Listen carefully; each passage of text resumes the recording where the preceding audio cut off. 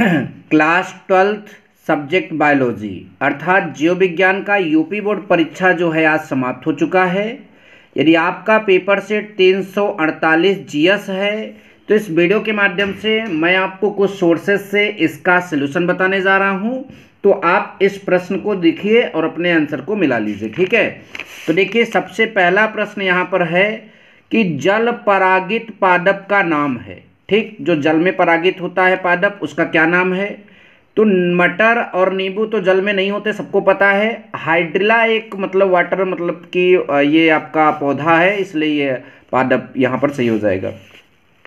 निम्न में से कौन कूट फल है? देखिए इसको इंटरनेट सर्च करने पर हमको सेब का ऑप्शन वहाँ पर दिखा था, बट इन्होंने अंगूर पर टिक लगाया है। आप अपने कन्फ्यूज़न को विद्या जो है उसके माध्यम से दूर कर सकते हैं। यदि आप पढ़कर गए हैं तो आप कमेंट करके बता दीजिएगा कि आंसर क्या सही है।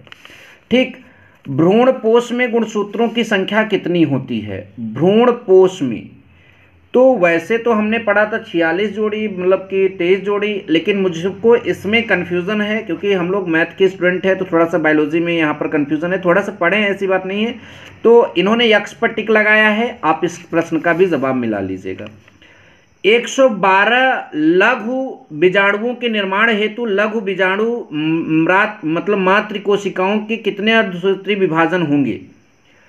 तो अर्धसूत्री यहाँ पर इन्होंने 28 क्लिक किया है और मुझे 56 लग रहा है, इसमें भी मुझे डाउट है। ठीक है, अगला कीटों द्वारा परागित पौधे का नाम। तो कीटों द्वारा परागित पौधों का नाम इन्होंने लिखा है मटर और सरसों। आपका क्या जवाब है? आप साल लिखे होंगे। ठीक है, यौन संचारित संक्रमण को रोकने के 2 नियमों का उल्लेख कीजिए। तो जाहिर सी बात है इसके लिए मतलब कि अब ये तो सबको पता भी है कि एक जैसे कि जो मतलब कि आपका काम क्रिया है उसमें जो है प्रोटेक्शन अगर आप कर लेंगे तो एक तो तरीका ये हो गया, बाकी आप इनको जानते हैं, इसमें बताने की जरूरत नहीं है। अमानव में गुणसूत्रों की संख्या कितनी होती है? 46। परजीवों द्वारा उत्पन्न होने वाले किन्हीं 2 रोगों के नाम लिखिए। ठीक है, परजीवों मतलब जैसे जुआ हो गया, इन सब से जो रोग उत्पन्न होता है उसका यहाँ पर आप कोई भी मतलब की नाम लिख सकते हैं। राष्ट्रीय उद्यानों की स्थापना के 2 उद्देश्य। तो पहला उद्देश्य ये है कि जो वन्य जीव है उनका संरक्षण होगा, वन्य जीव का क्या होगा? संरक्षण होगा। और दूसरा उद्देश्य ये है कि जो पर्यावरण संतुलन है वो भी बना रहे। ठीक है, आप इसके अलावा भी कुछ लिख सकते हैं। मानव शुक्राणु का एक नामांकित चित्र बनाना होगा। अगला वाले में मेंडल के प्रभाविता का नियम। ठीक है, 3 नियम थे, इसमें से प्रभाविता का नियम पूछा है। इसके अलावा इधर भी क्वेश्चन है भक्षी तथा भक्ष्य को परिभाषित कीजिए तथा शाकाहारियों का संक्षेप में वर्णन कीजिए। साभोजिता से आप क्या समझते हैं ये बताना था। अनुकूलन किसे कहते हैं यहाँ पर ये भी बताना था। ठीक है, आगे था उत्परिवर्तन और आरएनए पर मतलब की टिप्पणी लिखना था, और यहाँ पर जो है सिद्ध करना था कि डीएनए एक आनुवंशिक पदार्थ है।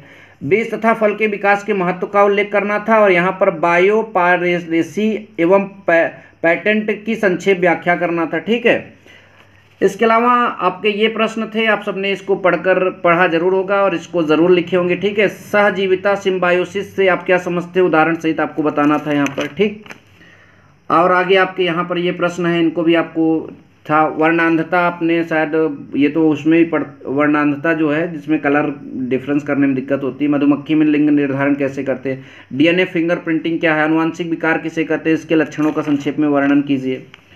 बाकी आपका ये वाला यहाँ पर क्वेश्चन है, इस तरह से भी क्वेश्चन आए थे। ठीक, और ये पारिस्थितिकी अनुकूलन क्या है, ये सब इस तरह से क्वेश्चन यहाँ पर आए थे। ठीक है, बड़े इंपॉर्टेंट प्रश्न थे। जैव विविधता को परिभाषित कीजिए और इसके महत्व पर प्रकाश डालने के लिए कहा गया था। ठीक, तो ये आपका बायोलॉजी का पेपर था। Thank you so much. जय हिंद, वंदे मातरम।